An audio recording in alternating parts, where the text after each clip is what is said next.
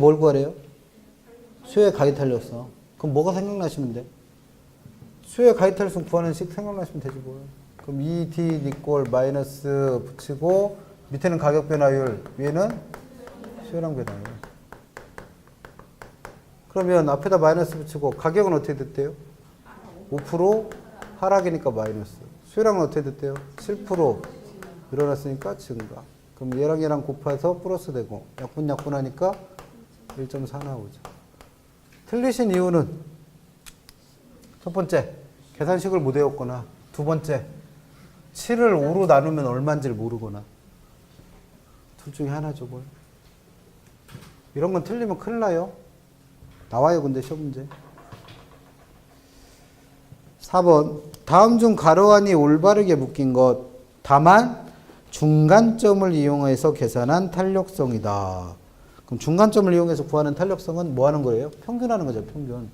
그러면 수요의 가위 탄력성을 구할 때 앞에다 마이너스 붙이고 가격 변화를 뭐로 구할 때는 평균으로 구할 때는 어떻게 했어요? 가격 두 개를 합한 거를 얼마로 나누고 2로 나누고 위에는 가격의 변화량 들어가 있고 수요량의 변화율을 평균 중간값으로 구할 때는 수요량 합한 거를 2로 나눠서 위에는 수요량의 변화량 들어가면 되죠. 이 식만 생각나면 그 다음 어떻게 하면 돼요? 값 실제로 넣으면 되네 뭘. 그럼 넣어봐요. 가격은 얼마에서 얼마로 변했으니까? 9만원에서 11만원 변했으니까 두 개를 더하면 20만원이죠. 만원은 생략할게요. 나누기 2. 그럼 이게 가격의 평균이고 그 다음에 가격의 변화량은 9만원 했던 게 11만원 됐으면 11에서 9 빼면 되죠. 2만원 어떻게 됐어요? 올랐어요. 그래서 올랐으니까 플러스를 표시한 겁니다. 여기다 마이너스는 붙여야 되고 그 다음에 위에 수요량 합 108개 했던 거 얼마 됐으니까 92개 됐으니까 200 그걸 얼마로 또 나누면 돼요? 2로 분해 수요량은 몇 개에서 몇 개로 변했어요? 108개에서 92가 됐다는 건 몇 개만큼 줄었다? 16개만큼 줄었죠. 그래서 마이너스. 그럼 플러스 만들고 원래는 이걸 나눠서 10으로 하고 나눠서 100으로 하셔도 상관없죠. 근데 그렇게 할 필요 없이 위아래 똑같은 거 쓰니까 뭐 할 수 있어? 약분할 수 있잖아요. 약분. 그럼 얘는 10분의 1이고 얘는 2로 나누면 되니까 얘는 100분의 8 이렇게 되는 거잖아요.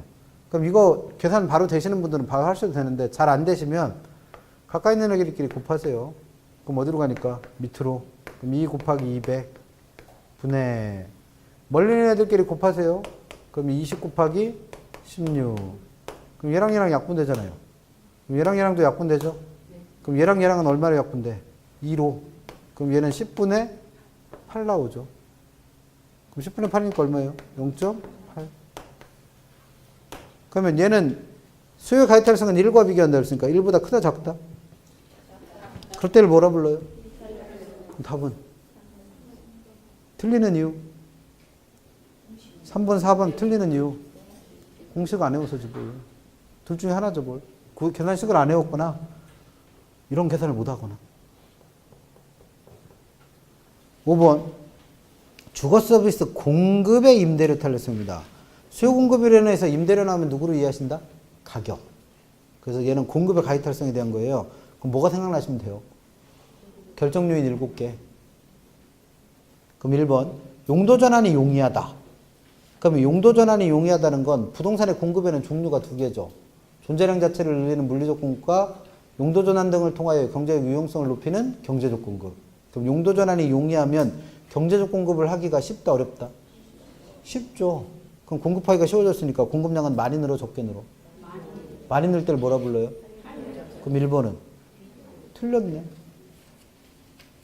2번. 생산에 소요되는 기간. 그럼 우리가 설명했던 것 중에는 몇 번이에요? 5번입니다. 5번. 생산기간을 말하는 5번. 그럼 생산기간이 길면 하나 만드는데 1년씩 걸린다는 거예요. 그럼 공급은 많이 늘어 적게 늘어? 적게 늘어요. 그래서 비탄력죠. 3번. 장단기 나오면 기본적으로 누구다? 신축 여부를 말하는 거. 그럼 단기에는 신축이 안 되니까 장기보다 어때요? 비탄력 쪽이죠. 뭐. 4번. 건축 인허가가 어렵다? 7번에서 얘기했던 규제잖아요. 그럼 규제가 강화된 거잖아요. 강화. 그럼 공급량 늘리고 싶어도 못 늘리잖아요. 그러니까 어때? 비탄력죠. 5번. 생산량이 늘릴 때 생산요소 가격도 상승한다. 그럼 생산요소 가격이 상승한다는 건 비용도 증가한다는 얘기죠. 그럼 공급량 늘 때 비용도 늘으니까 공급량 마음대로 못 늘려요. 그래서 어떻다? 비탄력적. 답은 1번만. 6번 아파트에 대한 수요와 공급의 탄력성에 대한 설명 중 틀린 것. 일단 1번, 3번, 4번, 5번은 똑같은 문제고 2번만 다른 거니까 2번을 먼저 해결하고 갈게요. 그래서 2번 보니까 수요의 소득 탄력성은 소득의 변화율에 대한 수요량의 변화율이다. 그럼 이게 이제 지난달에 투자론 들으신 분들은 맨날 얘기하지만 뭐 얘기를 해요? A에 대한 B 또는 A에 대한 B의 비율 이런 얘기를 맨날 하죠. 그럼 A에 대한 B 또는 A에 대한 B의 비율 이런 말이 나오면 이건 무조건 뭐로 바꿀 수 있다? A분의 B로 바꿀 수 있다고 그랬습니다. 그럼 여기서 A가 누구니까? 소득. 그럼 소득의 변화율 분의 수요량의 변화율로 바꿀 수 있죠. 그럼 이게 뭐 구하는 식이에요? 수요의 소득 탄력성 구하는 식이죠, 뭘. 그래서 2번은 그래서 맞는 거고. 나머지 1번 보세요. 공급이 증가할 때, 그럼 얘는 뭘 준 거? 수요 공급의 변화 준 거예요, 수요 공급의 변화. 그리고 수요의 가격 탄력성이 비탄력적일수록 이건 뭘 준 거? 탄력성 값 준 거. 그리고 가격은 더 내린다? 가격 변화에 대해서 묻고 있습니다. 그럼 이렇게 나오는 문제를 뭐라 부르자? 신축성 문제라 불렀습니다. 신축성. 그럼 확인할 건 무조건 두 가지랬죠. 첫 번째, 가격이 오르는가 내리는가. 그러면 그건 뭘 갖고 확인을 했어요? 공급이 증가했으니까 초과 수요, 초과 공급, 초과 공급. 그럼 가격은 내리는 게 맞죠. 그 다음에 더 내리느냐 덜 내리느냐는 뭐로 확인을 했어요? 비더탄 덜. 그럼 비탄력적이니까 더 내리는 게 맞는 거죠. 그래서 1번은 맞았어요. 3번도 똑같은 문제죠, 뭘. 수요가 증가할 때 수요 공급 변화 좋고 탄력성 값이 비탄력적일수록 가격은 더 오른다. 가격 변화에 대해서 줍고 있습니다. 그럼 이것도 뭐다? 이것도 문제 풀 때는 신축성 문제니까 똑같이 풀면 돼요. 그럼 수요가 증가했으니까 초과 수요니까 가격은 상승. 그래서 오르는 거고 탄력성 값 확인해 보니까 뭐예요? 비탄력적이라며. 그러면 비 더니까 더 오르죠. 그럼 얘도 똑같이 맞는 표현. 4번 공급이 가격에 대해서 완전 비탄력적일수록 뭘 준 거예요? 탄력성 값 줬어요. 탄력성 값. 그리고 수요가 증가해도 그럼 얘는 뭘 준 거다? 수요 공급의 변화. 그리고 가격은 어떻게 된대요? 변하지 않는다. 가격 변화에 대해서 묻고 있죠. 그럼 이것도 무슨 문제예요? 순서만 바꿨을 뿐이지 신축성 문제예요. 그럼 이것도 어떻게 푸셔야 돼? 첫 번째, 얘는 수요가 증가했으니까 가격 어떻게 돼야 돼요? 수요 증가하면 가격 올라간다니까? 올라가요. 왜 올라가는지를 모르는 건 지난주에 수업했던 거 다시 한번 동영상 보세요. 그래서 수요가 증가하면 가격은 올라요. 근데 얘는 탄력성 값 보니까 뭐래요? 완전 비탄력적이래요. 그럼 비 더 탄 덜에 대입해 보면 비탄력적일수록 더 변하는데 완전 비탄력적이면 어떻게 변해요? 완전 더 변할 거 아니에요. 완전 더. 그럼 완전 더 변한다는 뜻은 뭐예요? 폭등하는 거죠. 폭등. 올라야 되는데 완전 더 변한다는 얘기는 뭐예요? 폭등. 근데 여기서 뭐라고 했으니까? 변하지 않는다고 했으니까 얘가 틀렸네요. 5번.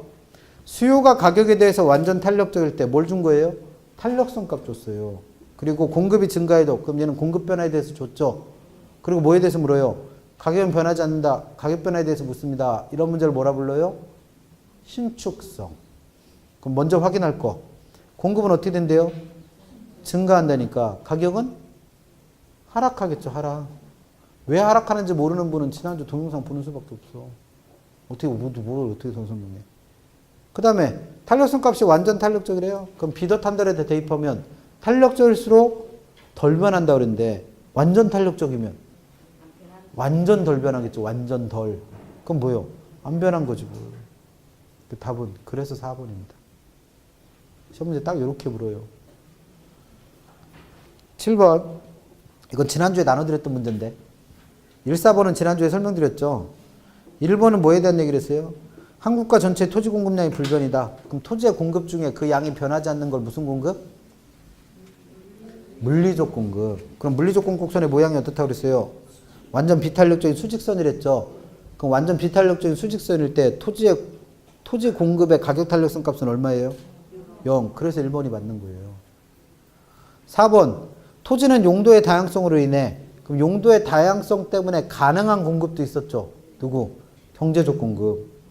그럼 경제적 공급 곡선은 가격이 오를 때 공급량도 늘어나니까 어떤 모양? 상향한다고 했죠? 지난주에 한 거예요. 새로운 게 아니고. 지난주에 해드렸던 거 이거. 그럼 이걸 왜 갖고 왔냐면 2번, 3번, 5번이 오늘 배운 내용이잖아요. 그럼 2번 확인해봐요.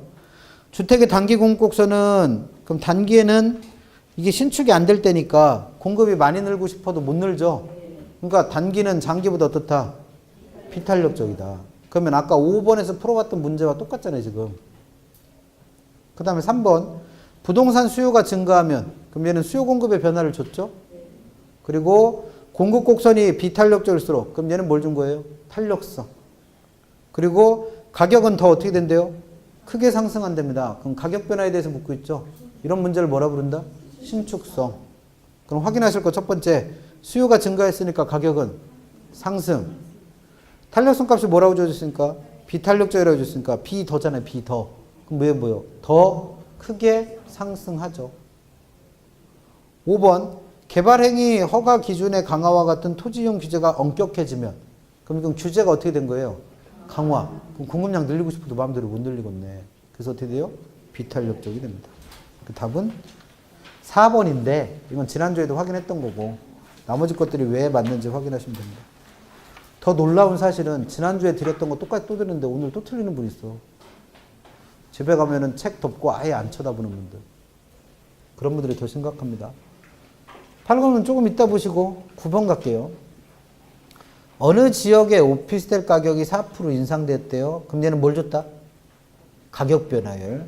오피스텔 수요의 가격 탄력성이 2.0이다. 얘는 탄력성 값 준 거죠? 그랬을 때 뭐에 대해서 묻고 있어요? 수요량 변화율에 대해서 묻고 있어요.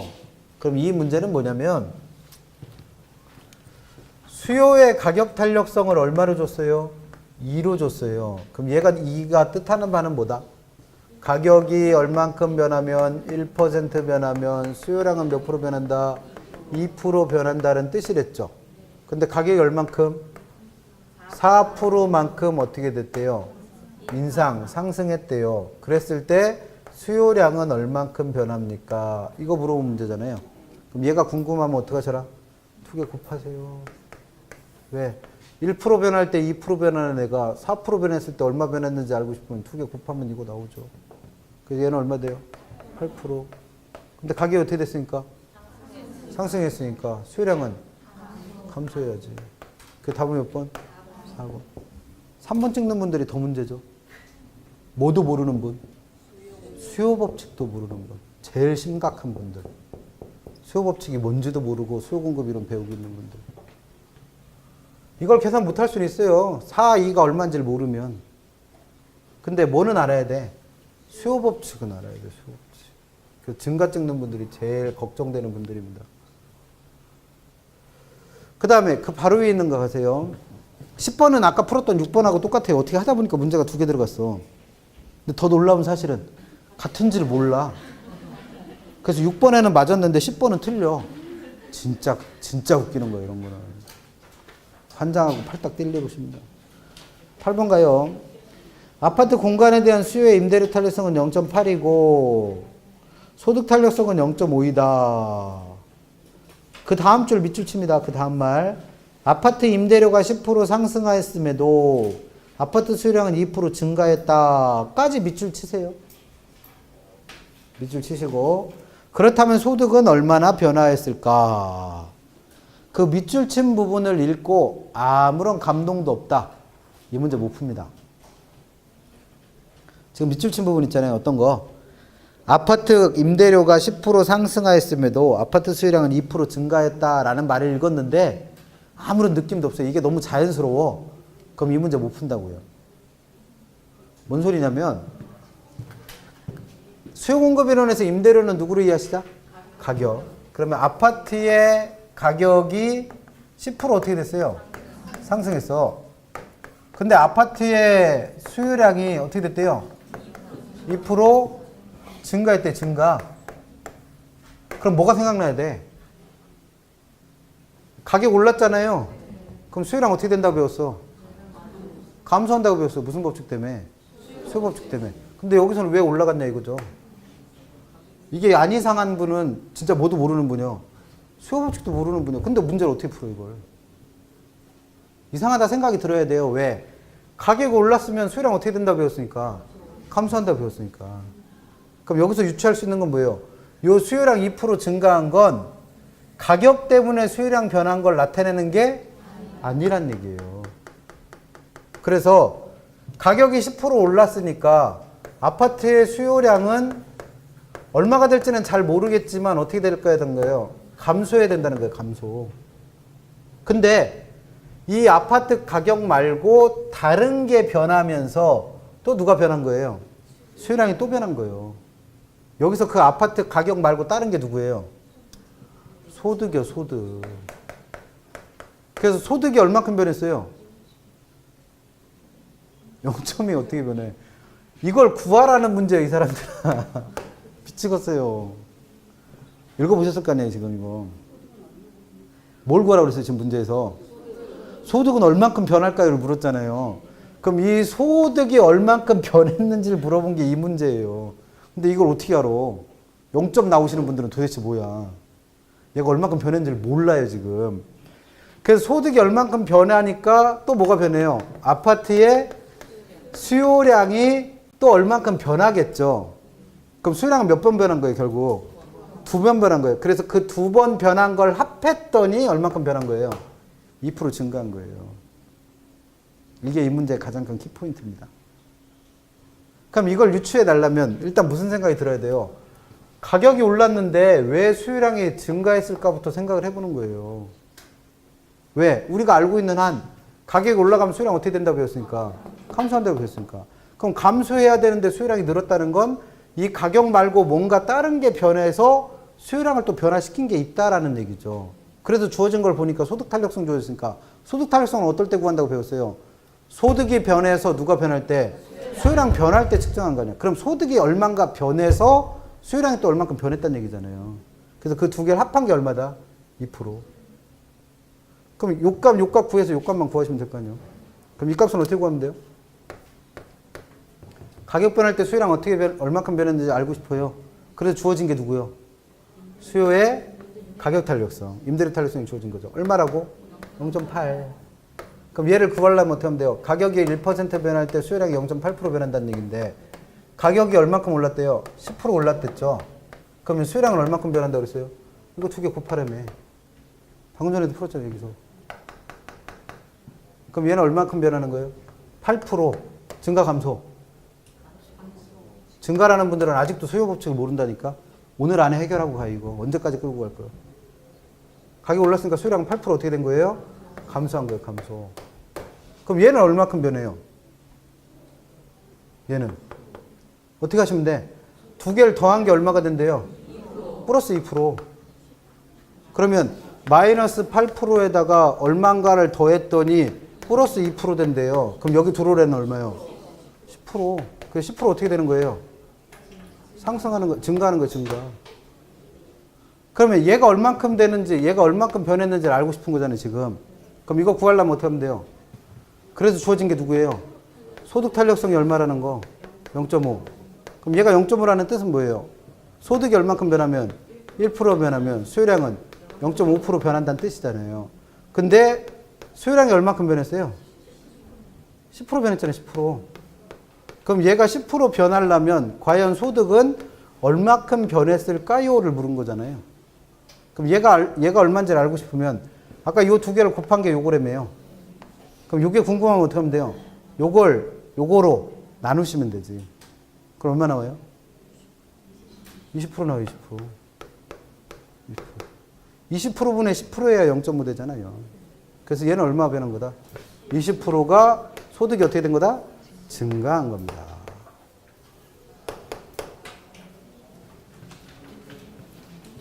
집에 가셔서 연락에 공부하세요.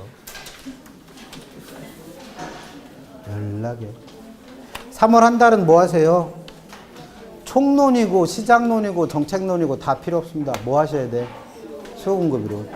수요 법칙이 뭔지도 모르는데 뭘 정책론을 배워요.